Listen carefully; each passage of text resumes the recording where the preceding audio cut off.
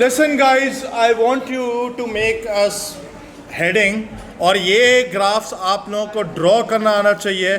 अब हम लोग चल रहे हैं एडवांस्ड ग्राफिकल एनालिसिस के ऊपर, but we will be backtracking a little bit. मैंने हमेशा इसके लिए वेट किया था, ऑल्दो मैंने इस तरीके का सवाल आप लोगों को पेपर्स के अंदर एक पास पेपर में कराया था, but we are now going to tackle this in one single go. इसके अंदर जो है, मेरी बात ज़रा सुन लो, ग्रेविटेशनल फील्ड्स और इलेक्ट्रिक फील्ड्स के ग्राफ दोनों हम लोग एक साथ ही हैंडल करेंगे, क्योंकि पेपर में आ सकता है, तो इस वजह से हम लोग कर लेते हैं इनको। सही है? Should we begin? अब ज़रा सुनो, सबसे पहली चीज़ है बेटे, बीच में बात नहीं करना प्लीज़।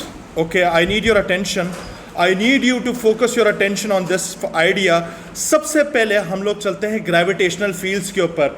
ग्रेविटेशनल फील्ड्स में मेरा जो पहला ग्राफ मैंने प्लॉट किया है वो है ग्रेविटेशनल फील्ड स्ट्रेंथ और डिस्टेंस फ्रॉम द सेंटर से लेकर। Is that clear? अभी मैंने क्या किया है इसके अंदर, पहले समझ लो इसको, कि मैंने सिर्फ एक प्लैनेट का मैंने इधर किया है। सोलो प्लैनेट भी कह सकता हूँ या मैं इसको स्टार भी कह सकता हूँ। ये स्टार या प्लैनेट का मेरे पास एक ग्राफ बनाया है G अगेंस्ट R का। You can see this graph over here. Is this clear? अब हमें पता है कि मेरे पास अगर एक प्लैनेट या स्टार होगा, लेट दिस बी प्लैनेट और अ स्टार, तो हमें पता है कि इसमें जो ग्रेविटेशनल फील्ड की जो लाइंस होती हैं वो हमेशा इनवर्ड एम करती हैं। इस साइड पर लेफ्ट साइड पे एम कर रही होगी, तो इस साइड पे मेरे पास राइट साइड पे एम कर रही होगी। Is that clear? सो और आपको पता है कि जो ग्रेविटेशनल फील्ड स्ट्रेंथ होती है, it's a pure vector quantity. You have to be very careful. तो इसका कहने का मतलब है कि अगर आपने लेफ्ट को पॉजिटिव लिया हुआ है तो राइट को नेगेटिव लेना पड़ेगा, अगर लेफ्ट को नेगेटिव लिया हुआ है तो राइट को पॉजिटिव लेना पड़ेगा। तो ये कन्वेंशन आपको खुद सेट करनी पड़ेगी, but you will have to stick to this convention for the rest of the question. Is this clear? अब जरा सुनो, इधर मैंने क्या किया है कि एक ग्राफ प्लॉट किया है, और ये मैंने ग्राफ किसका प्लॉट किया है, मेरी बात ज़रा सुन लो। ये एक प्लैनेट था जिसका जो रेडियस है वो R है, और सिंपल अकेला एक प्लैनेट या स्टार है, उसका ग्राफ प्लॉट किया है। और मैंने एक कन्वेंशन रखा है कि अगर फील्ड डायरेक्शन टूवर्ड्स लेफ्ट है तो वो मैंने पॉजिटिव रखा है। तो ये आप देख सकते हो कि एक साइड पॉजिटिव बनाई है तो दूसरी साइड मैंने नेगेटिव बनाई है। I want you to copy this diagram at all cost. इसके अंदर मैंने पूरे प्लॉट करने में यही वाला फॉर्मूला लगाया, GM/R²। Plot this and memorise it as well. अच्छा, एक और सुनो, ये भी कर सकते थे कि आप जो है इसका मतलब आप राइट साइड को जो है वो पॉजिटिव करके लेफ्ट साइड को नेगेटिव भी कर सकते थे। सही है?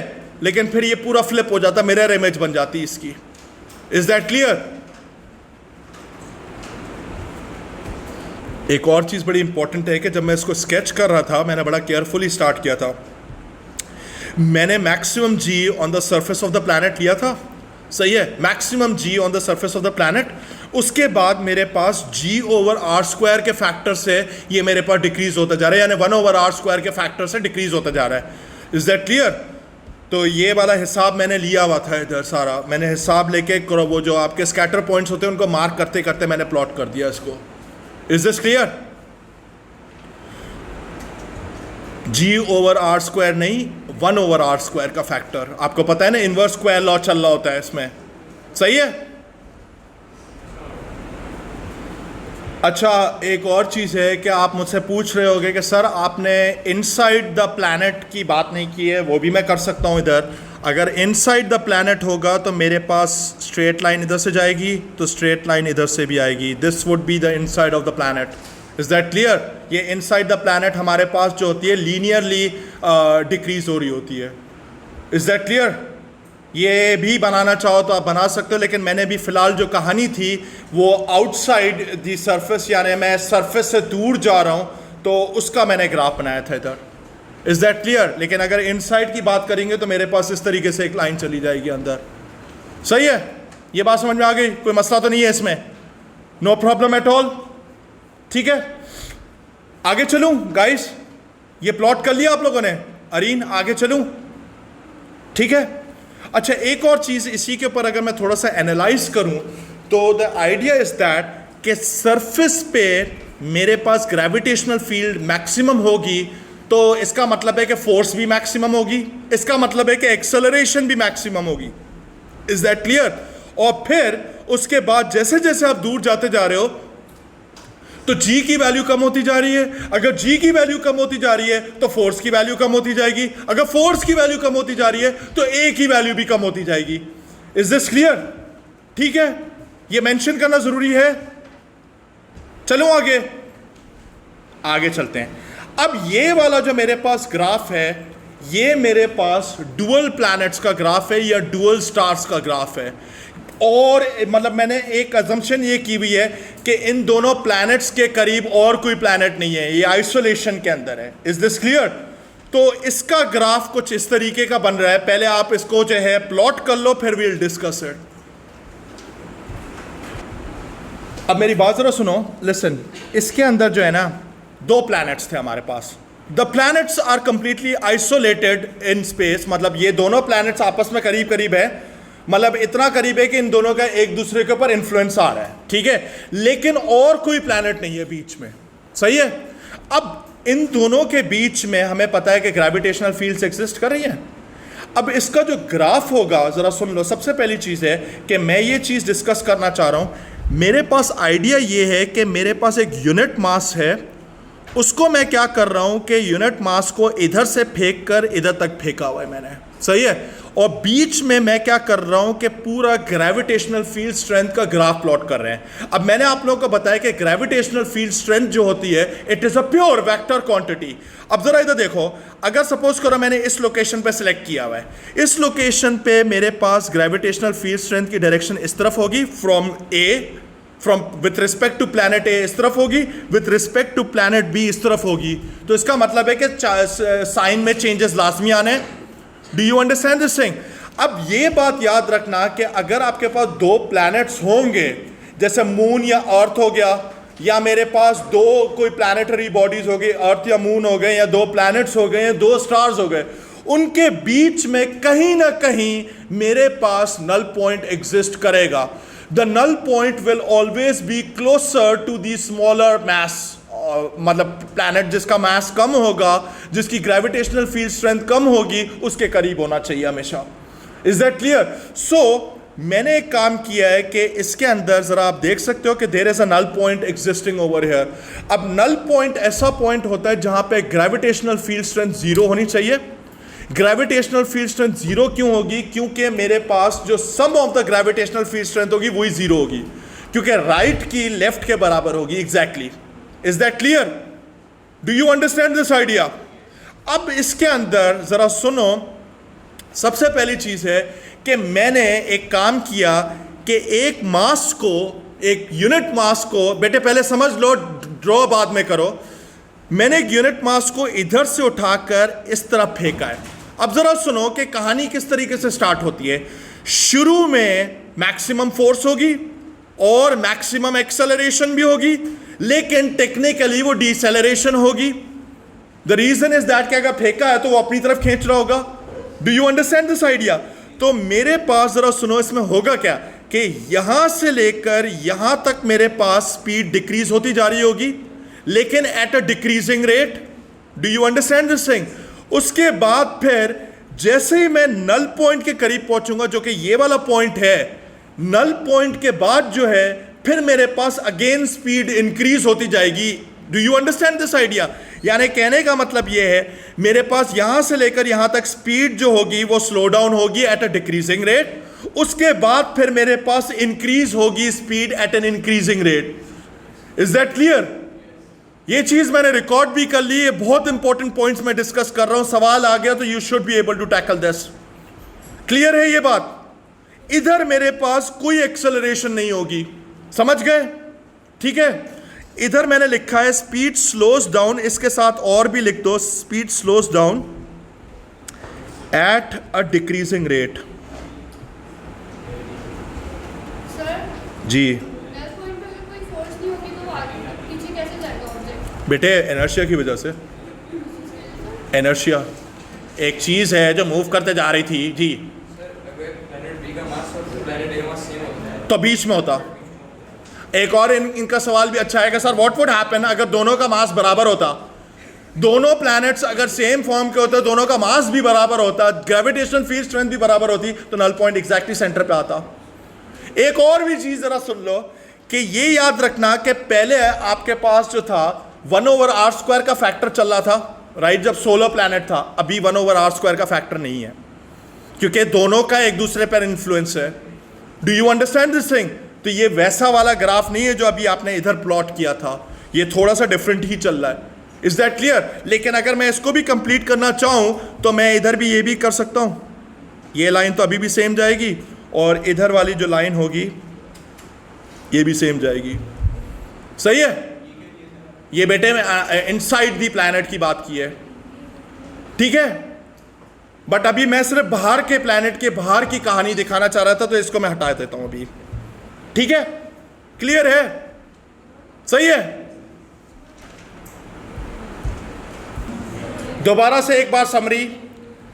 The thing is, let's suppose you throw a unit mass from this place, तो शुरू में इसके ऊपर डीसेलरेशन एक्ट करेगी, maximum deceleration. The value of the deceleration decreases decreases decreases decreases decreases zero null point पर। उसके बाद द एक्सेलरेशन चेंजेस डायरेक्शन। इस बार उसके ऊपर वाकई में एक्सेलरेशन लग रही होगी जो कि पॉजिटिव होगी, और स्पीड फिर बढ़कर फिर इस पे हिट करेगा। Is that clear? Do you understand this thing? सही है? यानी इसका कहने का मतलब ये है कि मैं इसको इस तरह भी कह सकता हूं कि जैसे मेरे पास एक रॉकेट है, उसको मुझे जो है या मैं रॉकेट है उसको मुझे भेजना है मून पर। सही है? तो एक लिमिट तक अगर मैंने सिर्फ नल पॉइंट तक ही उसको पहुंचा दिया, मतलब उस रॉकेट को, तो फिर उसके बाद मून की ग्रेविटेशनल फील्ड को खुद खींच लेगी। Is that clear? तो पूरी मेहनत हमें नहीं करनी पड़ेगी। ये बात समझ में आ गई? अब इसके बाद हमारे पास आता है एक पॉइंट, ये छोटा सा ऐड कर दो कि null point is always closer to the less massive planet.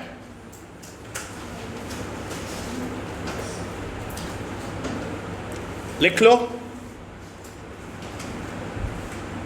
एक चीज का मैं देना चाह रहा हूं, मैंने इधर क्या किया है, सबसे पहले एक कन्वेंशन इधर लगाई थी। जरा कन्वेंशन का डायरेक्शन देख लो कि क्या है। कन्वेंशनली मैंने इसको रखा है कि लेफ्ट साइड पॉजिटिव है, राइट साइड नेगेटिव है। सही है? और मैं ऑब्जेक्ट को भी राइट साइड पे फेंक रहा हूं। Do you understand this thing? तो टेक्निकली मेरे पास जो वेलोसिटी है वो नेगेटिव है। Do you understand this thing? ये बात समझ में आ रही है? क्योंकि मैंने राइट नेगेटिव लिया हुआ है। अच्छा, अगर आप चाहते हो कि नहीं ये वाला मुश्किल लग रहा है, तो आप इसको ये भी कर सकते थे, इस पूरे ग्राफ को फ्लिप करके बना दो। Is this clear? फ्लिप करके भी बना सकते हो अगर if you are finding this idea difficult, कि यहां पे मैंने लिखा हुआ है कि G is negative, F is negative, A is negative. लेकिन बेटे अगर A नेगेटिव है तो मेरे पास वेलोसिटी भी नेगेटिव है, यानी टेक्निकली वेलोसिटी बढ़ रही होगी इधर। Is this clear? Please tell me, ये एएस का एक बहुत ही मेजर कॉन्सेप्ट था भाई। अगर वेलोसिटी नेगेटिव है और एक्सेलरेशन भी नेगेटिव है, तो दोनों एक दूसरे को क्या करेंगे? ऐड करवाएंगे। समझ गए ये बात? आप चाहो, अगर आपको ये मुश्किल लग रहा है तो आप इसको ये भी कर सकते थे कि इसका फ्लिप्ड वर्जन बना लेते, आप पूरा इन्वर्ट कर लेते इस ग्राफ को। Is this clear? मैंने एक दफा शुरू कर दिया, मैंने बोला शुरुआत ऐसे कर लेते हैं, लेकिन फिर वही बात है, थोड़ा सा शायद में भी आपको कंफ्यूजिंग लगे ये, लेकिन कंफ्यूज होने की जरूरत नहीं है। बस ये याद रखो कि G, F और A ये तीनों जो चीजें होती हैं ये वेक्टर क्वांटिटीज होती हैं, और मैंने वेलोसिटी शुरू में ही नेगेटिव रखी हुई है, यानी इसका मतलब है कि मैंने राइट को पूरे को नेगेटिव डिफाइन किया हुआ है। Is this clear? ये समझ गए या नहीं समझे? समझ गए? आगे चलते हैं। अब इसके बाद हमारे पास केस 3 आता है, which is the gravitational potential and R graph. ये वाला भी आप चाहो तो पूरा का पूरा ड्रॉ कर लो पहले, उसके बाद फिर हम तबसरा करेंगे इस पे।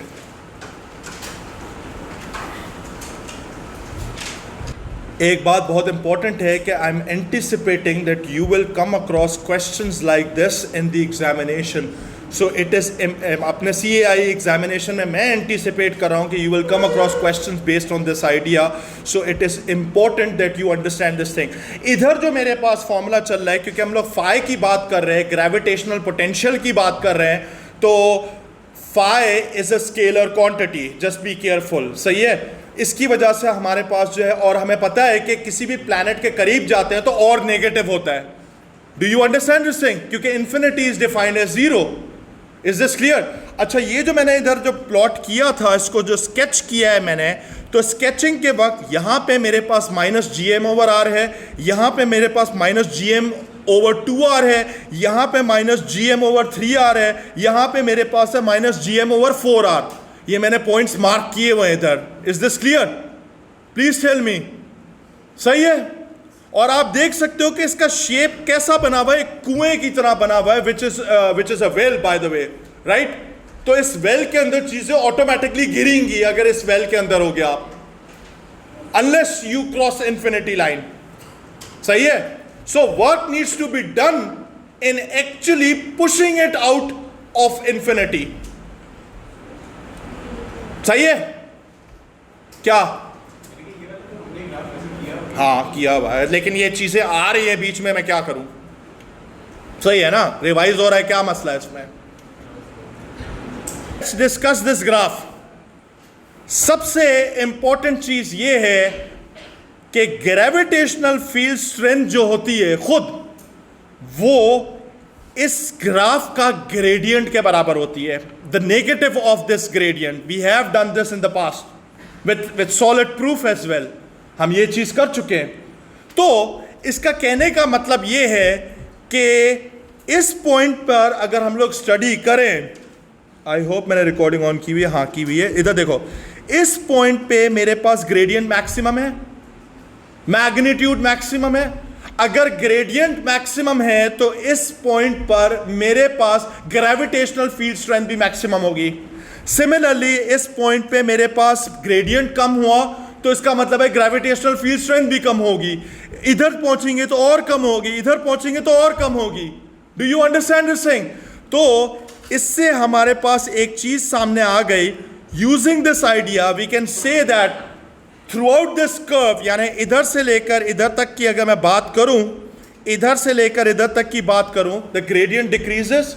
अगर ग्रेडियंट डिक्रीज हुआ तो so gravitational field strength decreases. अगर ग्रेविटेशनल फील्ड स्ट्रेंथ डिक्रीज हो रही है तो हमें पता है कि gravitational field strength is directly proportional to the force. अगर फोर्स डिक्रीज हो रही है तो इसका मतलब है कि ए भी डिक्रीज होती जाएगी. Is this clear? समझ गए?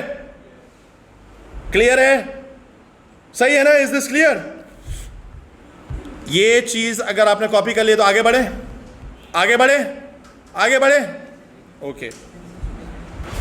अब गाइस, ये केस 4 है where we are dealing with dual planets या स्टार्स, और उनका फाई अगेंस्ट आर का ग्राफ है. ये आप प्लॉट कर लो, बहुत इंपॉर्टेंट ग्राफ है ये वाला. ये पेपर में भी आ चुका है और मैंने आप लोगों को ये वाला पास्ट पेपर भी कुछ इस तरीके का करवाया था. आई नीड योर अटेंशन. सही है. सबसे पहली चीज है, जो मेजर कॉन्सेप्ट है वो ये वाला हम लोग यूज करेंगे इसको एक्सप्लेन करने में, जो हमारे पास ग्राफ बना है. ठीक है. This is something that is very important that you understand this thing. Once you understand this thing we can move on to this graph. अब ये क्या है कि इट्स अ डुअल प्लैनेट और अ स्टार सिस्टम, और उसके बीच में हमारे पास फाई का ग्राफ है. अच्छा, एक और चीज भी जरा सुन लो. फाई हो या फाई एम हो, उसका ग्राफ तकरीबन सेम ही बनेगा. सही है. फाई एम का मतलब क्या होता है? कोई बता सकता है? What is phi M? Exactly, potential energy का भी ग्राफ ऐसा ही होगा जो पोटेंशियल का ग्राफ है. सही है. तो कंफ्यूज होने की जरूरत नहीं है. अब जरा इधर देखो. सबसे पहली चीज ये है कि मैंने आपको बताया था कि gradient of the graph gives you the gravitational field strength. तो इसका मतलब ये होगा कि मेरे पास इधर ग्रेडियंट जो होगा, इधर मेरे पास जो ग्रेडियंट आ रहा होगा वो मैक्सिमम ग्रेडियंट होगा. अगर मैक्सिमम ग्रेडियंट है तो जाहिर सी बात है नेगेटिव ग्रेडियंट होगा. अगर ग्रेडियंट मेरे पास जो है, ज़रा सुनो, मतलब मेरे पास जो है वो जो इसका जो मेन आइडिया ये आएगा कि मेरे पास मैक्सिमम नेगेटिव एक्सेलरेशन होगी. अगर मैक्सिमम नेगेटिव एक्सेलरेशन होगी तो मैक्सिमम नेगेटिव फोर्स होगी। अगर मैक्सिमम नेगेटिव फोर्स है तो मेरे पास जो ग्रेविटेशनल फील्ड स्ट्रेंथ होगी वो भी मैक्सिमम होगी। Is this clear? यहां तक पहुंच गए? सिमिलरली मैंने एक और चीज देखी कि इधर से इधर तक मेरे पास ग्रेडियंट डिक्रीज हो रहा है। अगर ग्रेडियंट डिक्रीज हो रहा है तो जाहिर सी बात है ग्रेविटेशनल फील्ड स्ट्रेंथ भी डिक्रीज होती जाएगी। Is this clear? लेकिन ये वाला जो पॉइंट है, इधर अगर हम लोग ग्रेडियंट ड्रॉ करने की कोशिश करेंगे तो ग्रेडियंट बिल्कुल फ्लैट आएगा। अगर फ्लैट आएगा तो इसका मतलब है ग्रेडियंट जीरो है। अगर ग्रेडियंट जीरो है तो यहां पे ग्रेविटेशनल फील्ड स्ट्रेंथ क्या होगी? जीरो। अगर यहां पे ग्रेविटेशनल फील्ड स्ट्रेंथ जीरो होगी तो basically this is the null point. Do you understand this thing? ये नल पॉइंट होगा। Is this clear? क्योंकि यहां पे ग्रेविटेशनल फील्ड स्ट्रेंथ जीरो है। अगर ये नल पॉइंट है तो यहां पर हमारे पास जीरो ग्रेविटेशनल फील्ड स्ट्रेंथ होगी, जीरो एक्सेलरेशन होगी, जीरो फोर्स होगी and so on. Is this clear? और उसके बाद फिर अगेन मेरे पास ग्रेडियंट यहां से यहां तक इंक्रीज हो रहा है। अगर ग्रेडियंट इंक्रीज हो रहा है तो जी बिकम्स पॉजिटिव बिकॉज अब ये दूसरे का वेल स्टार्ट हो गया है। और सिमिलरली एक्सेलरेशन इंक्रीजेस। अब इसका कहने का मतलब ये है, ये वही वाली कहानी वापस से है कि मैंने एक मास को पकड़ा, late this be the mass, इसको मैंने पकड़ा, यूनिट मास को इधर से उठा के फेंका। शुरू में से यहां तक जाता जाएगा तो it will tend to slow down, slow down, slow down, slow down, slow down, slow down, slow down, slow down, slow down, मतलब यहां से तेज आया और फिर ये स्लो डाउन होते होते होते होते होते होते होते होते होते होते होते होते होते होते होते ऑलमोस्ट इधर पहुंचने के बाद जो है इमीडिएटली फिर ये दूसरे के वेल में एंटर हो चुका है। अब जैसे ही दूसरे के वेल में एंटर हुआ तो वापस से ऑटोमेटिकली यहां से पुल शुरू हो जाएगा और फिर एक्सेलरेट करते हुए इसमें जाके क्रैश करेगा। Is this clear?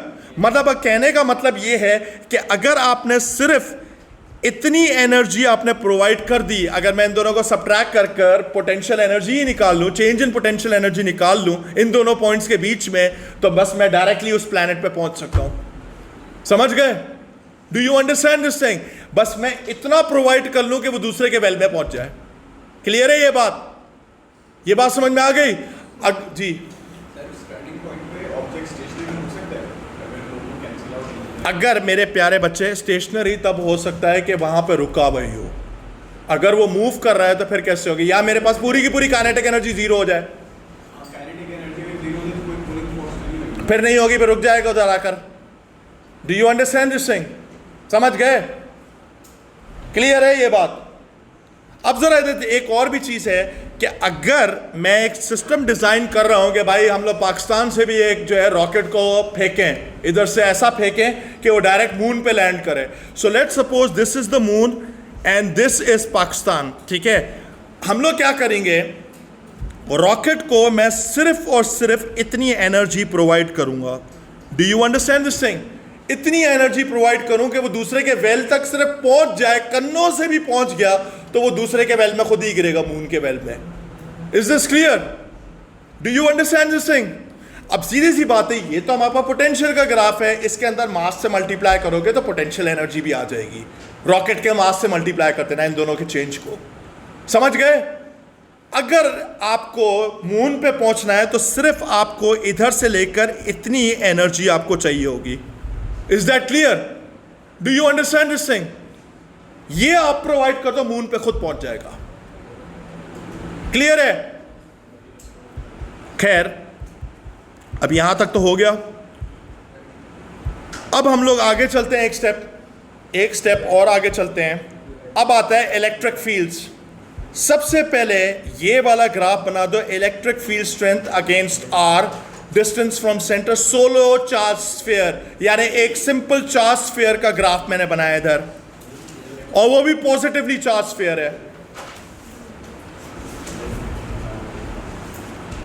सबसे पहली चीज है कि मैंने कन्वेंशनली राइट इज पॉजिटिव। ठीक है, मतलब अगर मेरे पास एक फील्ड निकल रही होगी, एक साइड इस तरफ निकल रही होगी तो एक इस तरफ निकल रही होगी, तो मैंने राइट को पॉजिटिव लिया हुआ है because this is a pure vector quantity. तो मेरे पास ग्राफ कुछ इस तरीके से बना है and it is following the inverse square law once again. ठीक है, और मेरे पास जो है ये ग्राफ आपको अगर नजर आ रहा है, मेरा आप लोगों से सिंपल सा सवाल है कि अगर ये ग्राफ पॉजिटिव का है तो नेगेटिव का कैसे होगा?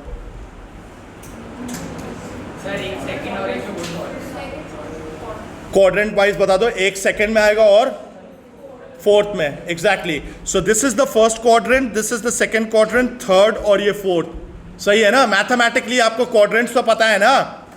तो हमारे पास ये वाला जो ग्राफ होगा, ये वाला इस साइड पर आ जाएगा और एक मेरे पास इस साइड पर आ जाएगा नेगेटिव चार्ज के लिए। समझ गए? लेकिन वही बात है, कन्वेंशन आपको खुद डिजाइन करनी पड़ेगी पेपर के अंदर, या you follow this which I have drawn for you. ठीक है? ये चार्ज स्फीयर्स की बात कर रहे हैं हम लोग। क्लियर है? अच्छा, एक और बड़ी मजे की चीज ये है कि मैंने आप लोगों को बताया था कि इसके अंदर जो था, अगर मेरे पास प्लैनेट था तो प्लैनेट के अंदर यूं करके जाती है, मतलब लीनियर वो फॉलो हो रहा होता है, मतलब जो ग्रेविटेशनल फील्ड स्ट्रेंथ होती है लीनियरली डिक्रीज होती है इनसाइड द प्लैनेट। लेकिन when it comes to a charge sphere के अंदर जो है ना, हमारे पास ग्रेविटेशनल फील्ड स्ट्रेंथ जीरो हो जाती है, इधर आकर ऐसे हो जाती है, सॉरी इलेक्ट्रिक फील्ड स्ट्रेंथ। ठीक है? Electric field strength becomes zero inside the charge sphere. Is this clear? ठीक है? तो ये हमारे पास इस तरीके का डायग्राम आपको याद रखना पड़ेगा। क्लियर है? समझ गए? मतलब अगर इनसाइड द स्फीयर जाओगे तो देयर इज नो चार्ज, अगर चार्ज ही नहीं है अंदर तो फील्ड भी नहीं हो सकती है। भले सॉलिड स्फीयर भी हो उसके अंदर भी नहीं होगा, भले हॉलो हो उसके अंदर भी नहीं होगा। क्लियर है? सही है? आगे चलते हैं। सही है? नेक्स्ट ग्राफ हमारे पास है डुअल चार्ज स्फीयर का ग्राफ है, ये भी बना लो। एक पॉजिटिव चार्ज है और दूसरा भी पॉजिटिव चार्ज है, तो इनके बीच में लाजमी नल पॉइंट एग्जिस्ट करेगा। एक चीज याद रखना कि इधर हमारे पास once again inverse square law पूरा इंटायरली फॉलो नहीं होगा।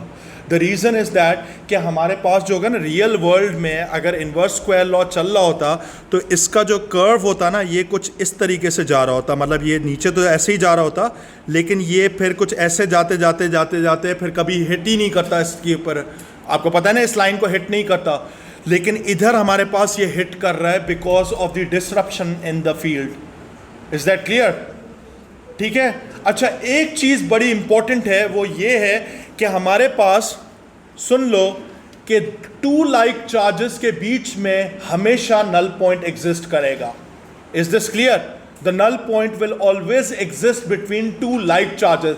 पॉजिटिव पॉजिटिव के बीच में भी एग्जिस्ट करेगा, नेगेटिव नेगेटिव के बीच में भी एग्जिस्ट करेगा। समझ गए? Is that clear? अब इसके अंदर कुछ चीजें डिस्कस करने वाली हैं। जैसे फॉर इंस्टेंस, मैंने एक काम किया, बेटे 2 मिनट बीच में बात नहीं करो, इधर देखो, लिसन। मेरे पास सपोज करो एक point unit positive test charge है, let this be a unit positive test charge. ठीक है? यहां तक बात की। अब अगर मैंने इधर रखा है तो ऑटोमेटिकली इधर से रिपेल होगा, यहां से रिपेल होते होते होते फोर्स कम होती जाएगी, कम होती जाएगी, कम होती जाएगी, कम होती जाएगी, लेकिन स्पीड बढ़ती जाएगी। यहां पर आकर ये जो है मैक्सिमम स्पीड अपनी अटेन करेगा, लेकिन जब इस साइड पे जा रहा होगा तो इसकी स्पीड डिक्रीज होती जाएगी, डिक्रीज होती जाएगी, डिक्रीज होती जाएगी, डिक्रीज होती जाएगी, क्रैश करेगा इस पे। Is that clear? यहां से लेकर यहां तक स्पीड इंक्रीज करेगा नल पॉइंट तक, और उसके बाद फिर स्पीड डिक्रीज करेगा। Is this clear? ये चीज समझने वाली बात है। Is this clear? क्योंकि यहां से रिपल्जन आ रही होगी, यहां से repulsion repulsion repulsion repulsion, repulsion stops, और फिर यहां से मेरे पास again repulsion in the opposite direction. तो सीधी सी बात है, अगर ये राइट साइड पे जा रहा है तो यहां पर आके रुकावट इसको फील होगी। Is this clear? Please tell me, ये बात समझ में आई या नहीं आई? सही है? ये आपके पास ग्राफ है, देख लो इसको अच्छे तरीके से, समझ लो इसको। मैक्सिमम ई का मतलब है मैक्सिमम फोर्स, मैक्सिमम एक्सेलरेशन। उसके बाद नल पॉइंट पे हमारे पास जीरो इलेक्ट्रिक फील्ड स्ट्रेंथ होगी, जीरो एफ होगी, जीरो एक्सेलरेशन होगी। अगर जीरो एक्सेलरेशन होगी इधर तो मेरे पास मैक्सिमम स्पीड इधर ही होगी। Is this clear? But after that, since it is moving towards the smaller charge, तो वहां से रिपल्जन की वजह से हमारे पास स्पीड डिक्रीज होती जाएगी। क्लियर है? किसी को कोई सवाल है इसमें? यस, बोलो। क्लियर है ये बात? यार ये बहुत कॉम्प्लिकेटेड है, इसको समझ लो अच्छे तरीके से। सही है? Is this clear? अरीन कोई question? Okay guys, I need your attention. ये एक और केस है हमारे पास। ये डुअल चार्ज स्फीयर्स वाला हो गया था, अब दोबारा से एक डुअल चार्ज वाला है, but now we have unlike charges. अब अगर अनलाइक चार्जेस हैं बेटे, 2 मिनट सुन लो। मोर इंपॉर्टेंटली, अगर अनलाइक चार्जेस है तो मेरे पास फील्ड की डायरेक्शन इस साइड से भी राइट साइड पे है और इस साइड से भी राइट साइड पर है। अग्रीड? ऐसे ही होगी। तो इसी वजह से ये मैंने एक ही डायरेक्शन में रखा हुआ, ऊपर ही रखा हुआ है। Is that clear? Right is taken as positive, so this is the curve that you will get. अब इस कर्व की खासियत ये है, जरा सुनो, कि अगर मेरे पास एक पॉइंट चार्ज है, let this point be a point charge, late this be a positive charge. अगर ये मेरे पास एक पॉजिटिव चार्ज है, इधर देख लो, अगर ये मेरे पास एक पॉजिटिव चार्ज है, यहां से रिपेल होगा, उसकी स्पीड बढ़ेगी बढ़ेगी बढ़ेगी एट अ डिक्रीजिंग रेट, उसकी स्पीड बढ़ेगी एट अ डिक्रीजिंग रेट, और उसके बाद फिर एट एन इंक्रीजिंग रेट उसकी स्पीड और बढ़ेगी, यानी थ्रू आउट दिस कर्व उसकी स्पीड बढ़ रही होगी। Is that clear? समझ गए? क्लियर है? वंस अगेन दोबारा सुनो, speed increases eight a decreasing rate, decreasing rate, decreasing rate, decreasing rate, और उसके बाद फिर again increases eight an increasing rate after this. Clear है? नल पॉइंट एग्जिस्ट नहीं करेगा इसमें। Is that clear?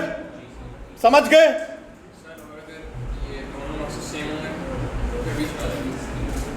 समझ गए? नल पॉइंट तो नहीं आएगा इसमें।